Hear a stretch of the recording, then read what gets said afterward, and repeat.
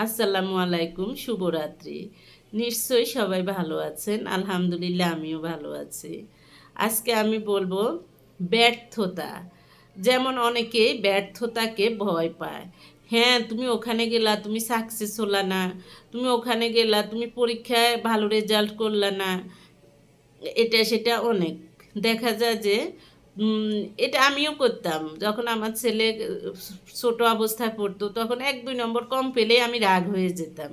আমি মানুষ দেখতাম যে তাদের বাচ্চাকে মারধর করা, আমিও মাঝে মধ্যে ২-১ টা দিয়ে দিতাম। কিন্তু পরে যখন আমার বোন বলল, "এই ১ নম্বর কম পেলে কি হবে? এটার জন্য মারাত্মক কোনো ক্ষতি হয়ে যাবে না।"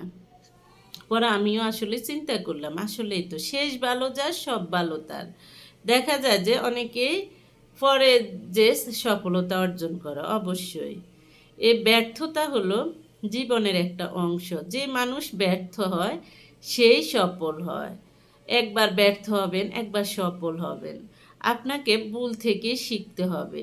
ব্যর্থ না হলে সফলতা কখনো আসবে না।